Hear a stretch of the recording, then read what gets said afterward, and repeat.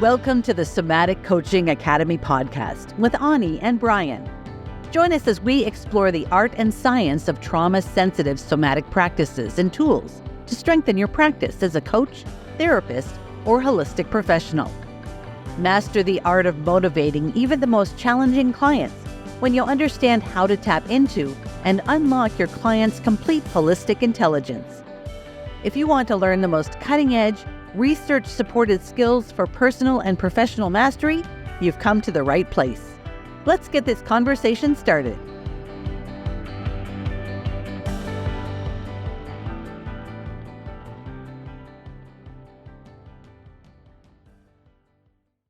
Hi there, and welcome to the Somatic Coaching Academy podcast. My name's Ani Anderson. And I'm Brian Trzaskos. We're really excited that you decided to join us for episode 8. And we just want to let you know, if you like the Somatic Coaching Academy podcast and you want it more easily, come join us at the Somatic Coaching Academy library. If you go to somaticcoachingacademy.com, you'll see in the top menu, it says library. And you can be a nerd like us and get your library card. The cool thing about that is, listen, Brian, everybody's busy, right? Everybody's so busy. We bring all of our stuff, all the videos, all the podcasts, all the articles that we write, everything you're going to see out there, and we put it into the library so that you only have to go to one place and not multiple places to find all of the things, all of the content that we put out. That's the easiest place to find the podcast. Yeah, we've been busy filling up that library. We have. That's what we've been busy doing. And we're going to keep being like squirrels. That's my squirrel power. Filling up the nut house. Filling up the nut house. That's where the nut house is. With videos and audios and trainings and webinars and all that kind of stuff is right in the library. So if you haven't been in there yet, please check it out. It's a wealth. I can't even tell you how much stuff is in there. Yeah. It's amazing. Yeah, and we keep adding to it. Yep. So, boy, Brian, episode 8, I'm so excited to hop in. We get to talk about cross mapping. Why don't you just start us off with this conversation? What is cross mapping? So for those of you who are new to the Somatic Coaching Academy podcast, and for maybe some of those who've been hanging around a while, you might have heard the word cross mapping. So cross mapping is a proprietary somatic coaching tool that Ani and I have developed. So we're going to tell you today, we're actually telling you a little story about cross mapping. We're going to tell you the origin story of cross mapping. We're also going to talk about the science of cross mapping. We're going to give you kind of the 5-step process. And we're going to share a couple of case stories of some people we've worked with over the years that have really benefited from cross mapping over time. Yeah, cross mapping is a foundational tool that we use at the Somatic Coaching Academy. And it's one that some people like rehab practitioners and massage therapists and coaches come in and they learn that tool and off they go. It's also a tool that we use as a foundation for somatic coaching when people want to learn somatic coaching skills. So it really is interwoven into what we do here. And it's this ability to, the bottom line really is that it rewires the nervous system and really changes who we are at a cellular level. Yeah. So yeah, like you said, let's talk about how it started. So where did you learn cross mapping, Brian? Well, about 20 years ago, I was working in a small hospital in northern New York, where we live now. And I had an accident and I had bilateral shoulder separations. So I separated both shoulders and it was pretty horrible. I couldn't lift my arms above 90 degrees and I had like ice packs on my arms. And I'd laugh. And when I talk about, when I talk to physical therapists and occupational therapists, when I travel and teach, and I say, have any of you ever gone into work and realized that you were in worse shape than your patients? Right. And like that's how I felt. I couldn't demonstrate exercises. I couldn't do anything. How did you do your job? I basically could only do manual work if I could lay my hands on the table. It's like I could do what we call occipital releases all day long. Like I could just put my hands on the table with my fingers pointing up and people come lay their back of their heads on my fingertips. And that's all I could do. I couldn't really lift my arm. And it was getting pretty, horrible. So, but as a PT, I'm a smart PT. I'll do like the laser therapy and the ultrasound and I'll try some passive range of motion, and nothing really helped at all. And at that time, I had been practicing qigong for probably about 8 or 9 years at that point. But to be perfectly transparent about it, I wasn't really practicing as a regular thing. I was using qigong kind of as like a rest day activity because I was really active. I was doing a lot of mountain biking and rock climbing and all that kind of stuff. And I realized that the only thing I could actually do without pain was this very simple qigong practice that I had learned years ago. You mean when your shoulders were Yeah, separated? when my shoulders are separated. Yeah, it's the Okay. only thing I could do without pain. And actually, I was also pretty depressed, by the way, too. I was really kind of, sad. I was depressed. I was angry because I couldn't use my body and all that kind of stuff, You're right? a very active Yeah. person at that time. And so I committed to just doing this very simple qigong practice. And I started doing this very simple practice. And it was interesting because after about a week or so, I wasn't as depressed. And so I realized that, the body-mind methodologies really had a huge value. Now, my physical body hadn't changed much, but my mental attitude was rapidly improving. Like all of a sudden I came out of this fog and I started to see, it's like my body started waking up again, becoming more vital. And just kind of sidebar, which is why we wrap these amazing somatic practices and everything we do at the Somatic Coaching Academy, because they increase vitality in the body. And cross mapping is a tool that does that as well. So I'm kind of giving you the whole origin story here, right? So I realized that we have to do something with our bodies in a certain way in order to amplify our vital state in our bodies and wake the body up in such a way. In a certain way, yeah. And so that was kind of like the first little thing that happened. So then my body wakes up and I'm doing these little movement practices that I learned. And I'm moving from having my arms down low to getting them a little bit higher. So they're coming up towards 90 degrees now as I'm doing some things. And I was progressing, actually without much discomfort, by the way, too, which is pretty interesting. And at a certain point in time, I realized that my left arm could go higher than my right arm. That my left arm had better range of motion than my right arm did. And as I was reaching up overhead to do this little practice, I just noticed that there were some muscles on my right side that were not working on my left side around my shoulder blades. And I just got this, I got this instinct, like this intuition that said, make the good side better. So I focused actually on consciously activating the muscles that were working on the good side. By moving the good Just side. by moving the good side, by Right. moving the good side. And after doing that, it's like all of a sudden the muscles on the other side woke up and they started activating better. And then my range of motion got better. And this all happened within about 10 minutes. Really? And was that fast? I was like, what just happened? Yeah. And I had to go back to work. I used to go down this little park and practice every day. And so on the way back to work, I remember walking back to the hospital and just like wondering what the hell just happened. And I had to know. So I dove deep into the research around mirror therapies and cross education. And there was already a bit of this kind of somatic mindfulness that was a part of this too. And I started really doing a lot of deep study around it. And I didn't really know exactly what was happening, but I knew I had to try it with my patients. Can I ask you a question? Yeah. So why mirror therapy? And I know we don't have time to go into every single thing, but why mirror therapy? Why did that occur to you? Well, I kind of read some things on mirror therapy leading up to this, and I wasn't putting those pieces together. But there were some fascinating stories on mirror therapy, and especially around what we call phantom limb pain. That when a person has an amputated extremity, sometimes they'll experience pain in their foot that's been amputated. So they're experiencing pain out in space where their foot was. Fascinating. And so this whole debate was starting of whether or not there are actually pain sensors in the body, right? Because if there's pain sensors in the body and that foot's not attached to the body anymore, how could that possibly happening? So it's got to be something else that's actually creating the pain experience. And now we know it's the central nervous system. The brain actually creates a pain experience perceptually, and then projects it back out onto the body. So when I was studying and reading about that, one of the things that they had done with people with phantom limb pain is they put a mirror box over the phantom limb, and they had people exercise while looking at a reflection of their intact leg, such that the brain thought the leg that had been amputated was the one that was exercising. It's so cool. And their pain went away.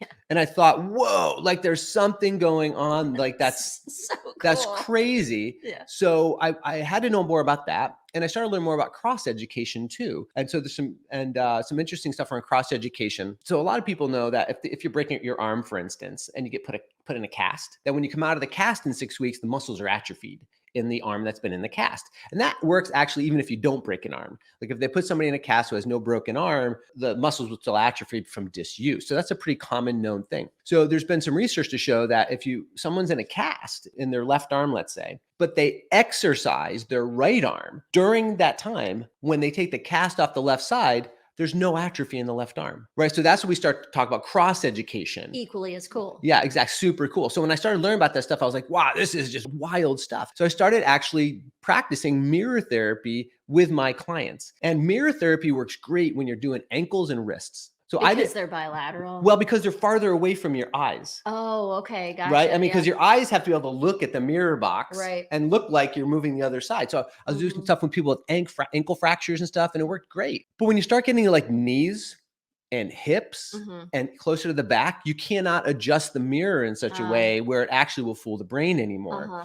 And so I saw, I was working in a general orthopedic clinic. So I saw a fair amount of people with all kinds of things, not majority ankles and wrists. I saw mostly people with knees, hips, and backs. And so I had to figure a way, I had to kind of like, how am I actually going to use these tools to help these people? Because there's something amazing going on here. And that was the origin of cross mapping. Actually created an exercise that I call, it's a tool that is mirror therapy without mirrors.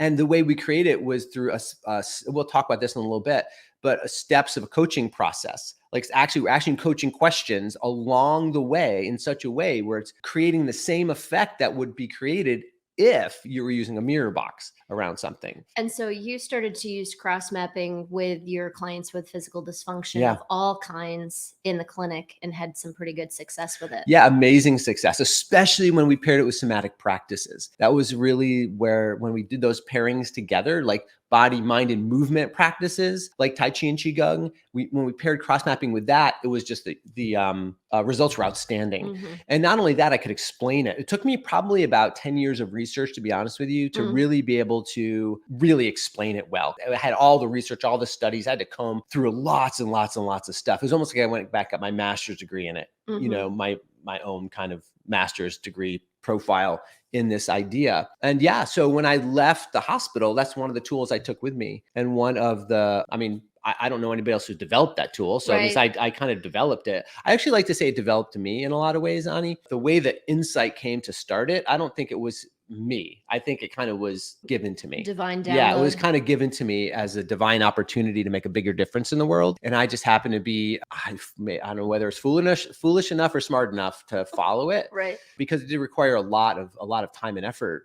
But it was just so exciting to do that. And that was cross mapping for physical dysfunction. Yeah, for physical dysfunction. I actually remember the first time you introduced me to cross mapping, and it's probably not what you remember. I was running. It was when we first met. I was running because I used to be a dancer and I couldn't find anywhere to dance in the new location that we live in, the teeny tiny town, right? And so I started running instead for physical activity, and I was getting horrible cramps in my side. And that's actually the first time that you introduced cross mapping to me. Yeah. So I started to use it while I was running when I would get cramps. And it helped me to get to a place where I could run without cramping up anymore. Oh, cool. Yeah. I don't remember that. Well, I had forgotten it as well because, busy mother, working mother, and a lot of my brain. And, as I was remembering you talking about it, I remembered that time, but then I forgot about it, a little, because it kind of fixed my problem. I forgot about it. It wasn't until we were in clinic again together when we were in our wellness center, in a side-by-side offices, that I'd hear you talking about cross mapping all the time with people. Yeah. And that's when I actually remember asking you about it eventually, like, hey, I hear you talking about cross mapping all the time, and your clients are talking about cross mapping all the time. What is that? Because I'd probably like to use it with my clients too. Yeah. And so you want to tell that kind of story, Ani? So then Ani did something. She just completely blew it up.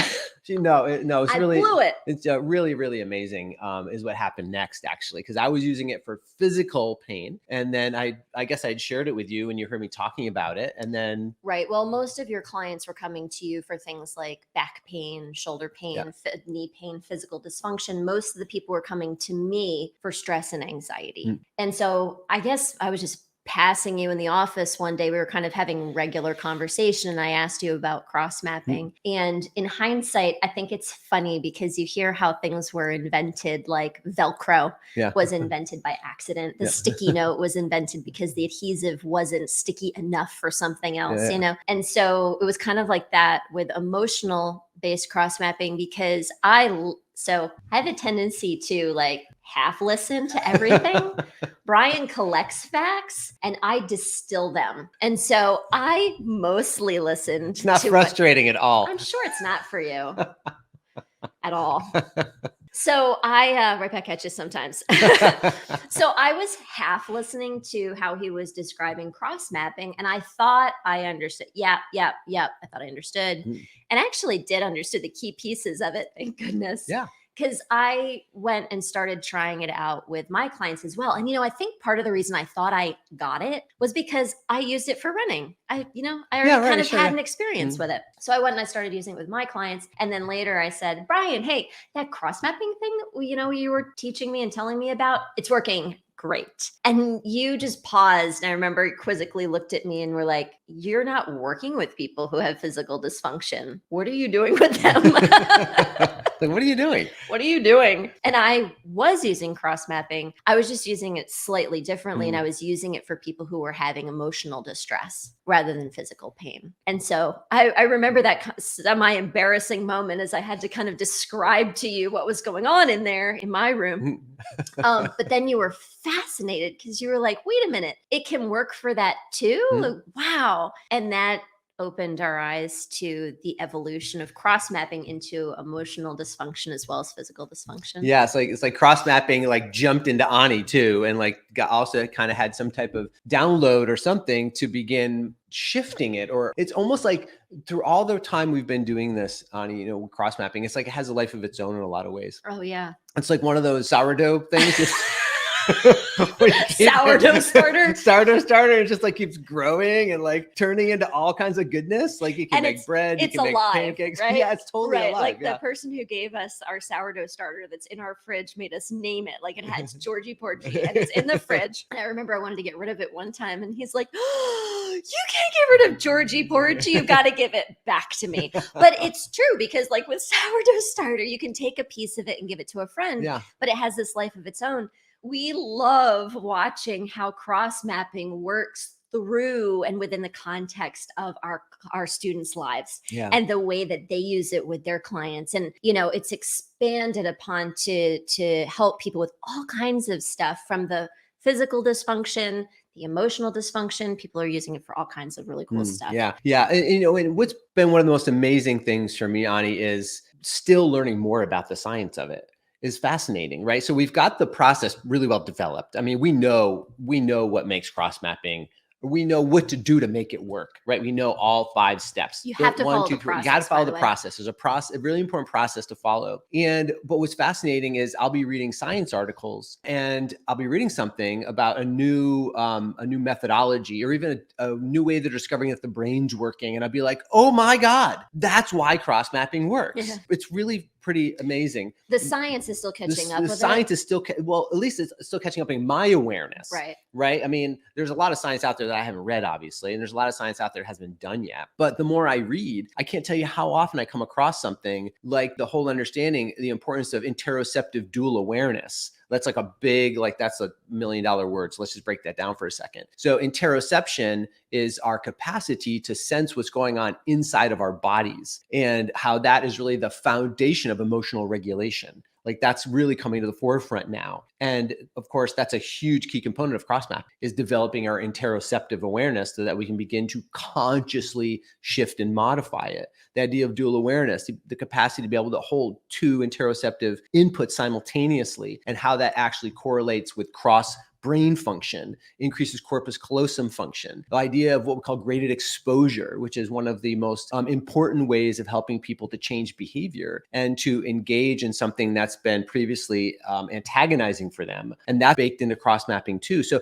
there's all these things that I keep reading. And I'm like, oh my God, that's another reason why it works. And that's why I say it almost like found us, because the process wasn't like, oh, here's all the science, let's build a method. The method was very intuitively created. It was an intuitive download and process to get it going. And now it just continues to redefine itself and to actually validate itself. that's the thing. It's like cross-mapping continues to validate itself every time I read an article. And I think it could find you because of the different methods that you studied. You studied manual therapy and you studied mindfulness and you studied all of these different neuroscience and physiology, all these different things that combined, perfectly to form the basis of the cross-mapping method. And you said behavior change. And I think that's really interesting because when we're working with people, we are really interested in behavior change. Whether you're a therapist, whether you're a coach, whether you're a leader or a manager, we're helping people to live into their optimal potential. And on the way to optimal potential comes challenge. And we need to meet challenge with behavior change, whether that includes, the challenge includes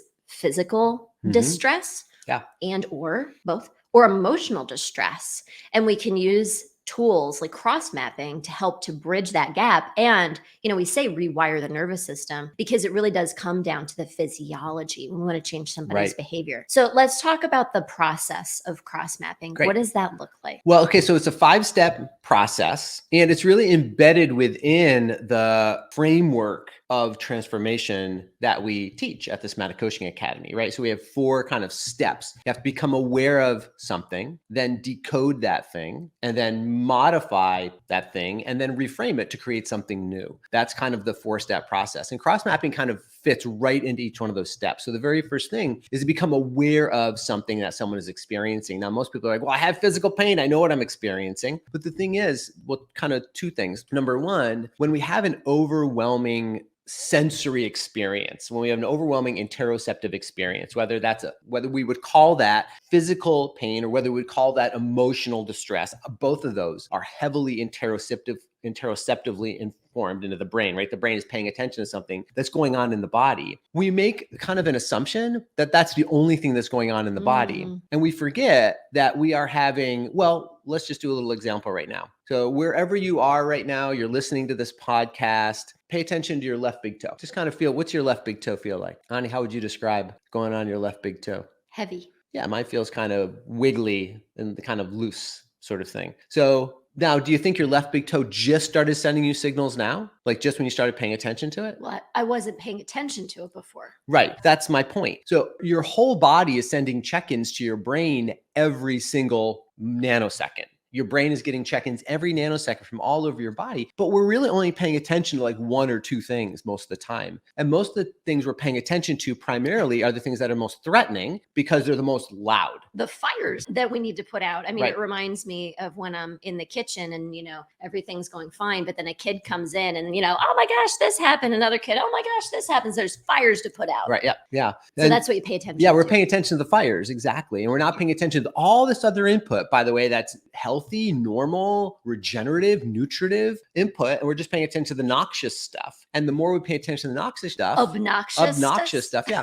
The more we wire it. Right? The more formulated the neural pathways come to paying attention to those stimuli, right? So that first step is becoming aware of. So it's actually, what are you actually becoming aware of? And is what you're becoming aware of helping you or not helping you? That's like the first step. So that's kind of the first thing we kind of do with cross mapping, right? Number 1. And then we start to decode what's going on. So what's the real reason that that's happening? What's the real reason that you're having that pain experience or that emotional experience? So often it's easy just to blame it on whatever's going on in the moment right now, sort of thing. Again, forget about all of the other input and all the other history that lives in our bodies. So we start to unravel what's actually going on, because if we don't know what's actually going on, we can't actually change it, right? We just end up kind of trying to put out a fire and then another fire just pops right up again in the same place. Or it's like trying to put out a grease fire with water, right? It just doesn't work. We have to know how to approach it. So that's the second step. And then the next step is, once we really know what's going on and once we have a better idea of what the causation is, not until we have those 2 pieces of information can we fundamentally change anything. And most people don't even realize they have a choice to change it. Yeah, completely. Right. Most people, we run around our whole lives thinking in order to feel the way we want to feel, we've got to arrange our external circumstances, right? We have to get a new car. We have to make sure the kids are quiet. We need other people to do things. Our spouse needs to change their behavior for us to feel the way we want to feel. Yeah. And we run around doing that, and we really let go of our own agency in a deep way. Yeah. And so most people don't realize you can consciously change your own interoceptive experience. we don't have to be a victim to what's going on around us to activate that interoceptive experience. We can empower that consciously. That's kind of the next step that we do. And then from that grows the creation of however your life wants to be. You can create your life then, what we talk about, from the inside out. And that's really what cross mapping helps us do through all 4 of those phases of work. So do you remember a story of somebody who you used cross mapping with that you can kind of illustrate those steps? I can give you for us? a really, really simple one, actually. So just a couple weeks ago, I actually was doing a consultation with a client who was experiencing a lot of nerve pain in his arm and his shoulder. He couldn't really lift his arm above 90 degrees or so. One arm was good, other arm wasn't so good. And he came to me saying, I'm trying to lift weights and do exercises on this side, but it's not getting any better. My hand goes numb after doing a couple of those things. And so as we were doing a little work together, I asked him, so what's your other side look like? And so he showed me full range of motion on his other side, right?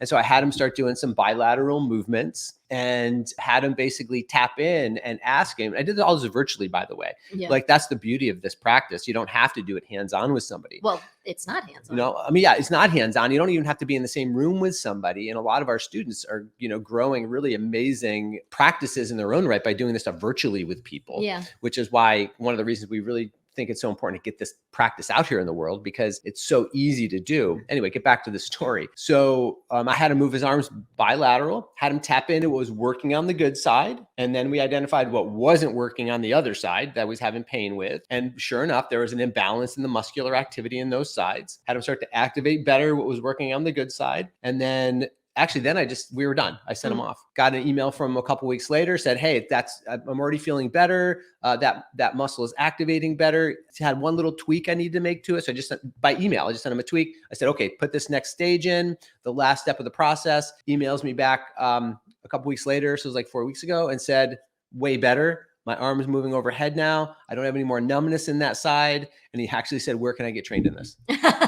Right. I mean, well, it's one of those things that as soon as you see it for yourself, you're like, that was so cool. Yeah. I want to do it with other people. Yeah, absolutely. It's really simple and easy. And once you get it kind of dialed right in, it makes a lot of sense for people in your nervous system, the way we just walk a person step by step through it. Brian, I remember the first time that we did a session together to help somebody using cross mapping. And it was a person who had been experiencing physical chronic pain for 30 years, had been to see everyone, you name it, the chiropractor, the doctor, the acupuncturist, et cetera, and was still having trouble with chronic pain. And the first session was so powerful because we had her look for in her body anywhere that didn't have chronic pain. And it was literally like a big toe kind of thing that she found, like my big toe. And I remember she exclaimed, like it was a miracle. That's the first time I've experienced something other than chronic pain in my body in so many years I can't remember. It was so wild and awesome to watch it happen like that. And she just kind of floated out of the office with that awareness. She went on to transform all kinds of patterns because it turns out the chronic pain was actually keeping some behavioral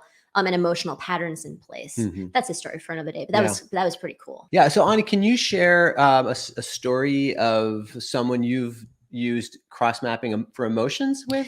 Yeah, I'm thinking of somebody in particular, but it's a very typical kind of story. And it goes back to what you were talking about, Brian. We have experiences, we have things that are going on in our body all the time, but we're not paying attention to them and cueing in. So I remember this person who came to us specifically so that she could transform her anxiety. Yeah, it's a very common. Very common. Yeah, very common thing to use cross mapping with. And it's actually like pretty simple. And she also had been to the doctor. She multiple times on medication, psychotherapy for many, many years. And we did cross mapping. I think it was I remember session 1 describing it. Session 2, we practiced with it. I think it was session 3 where she came and was like, oh my gosh, I have experienced not the anxiety now. And I'm astounded, and that was the beginning of transforming everything. But the thing was, she didn't realize that she had the choice. And she didn't realize she had the empowerment to find and focus on and flourish and thrive in other than the anxiety that she was experiencing. We had to help her actually to modify and reframe how she was thinking about it, because at first it was not anxiety. Yeah. Right. And Right. we Yeah. had to really identify what that was. And for her, it was groundedness and peace, inner Yeah. peace. And the same thing with her. Once she started to tap into the fact that there was other than anxiety happening in her body, she was able to find all kinds of,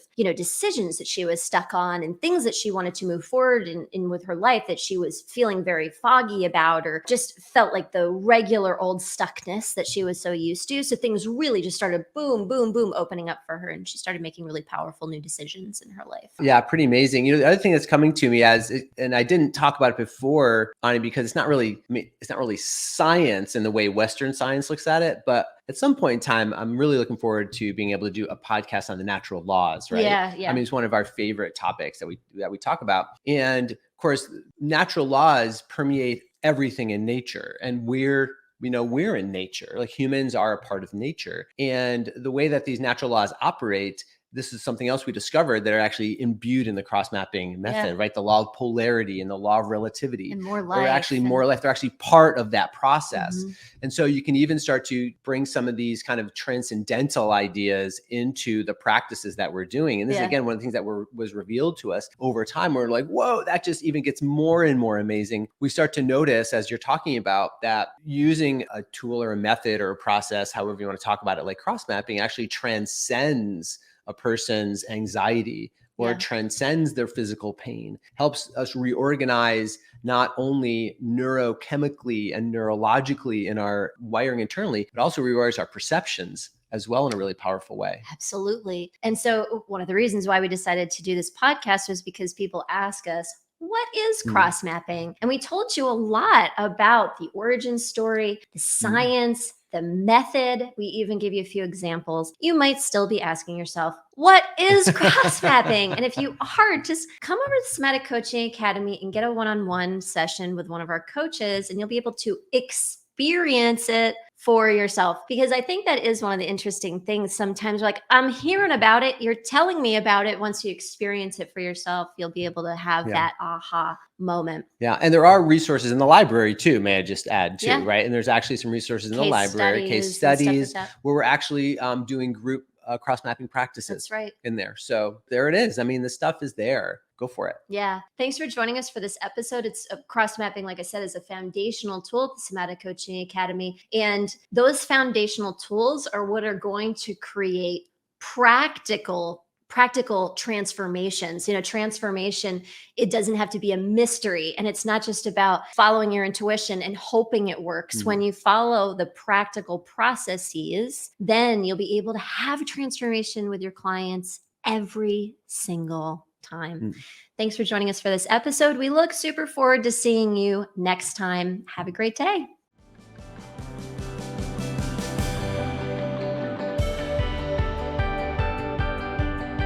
Thank you for listening to this episode. We hope that this conversation will help you improve your practice and change the way you think about your work, your clients, and yourself. Continue your exploration of trauma-sensitive somatic coaching by listening to more podcast episodes at somaticcoachingacademy.com. You could be the trusted guide that people turn to help them with their most challenging situations and to reach their most precious goals. Thank you for joining us. We'll see you next time.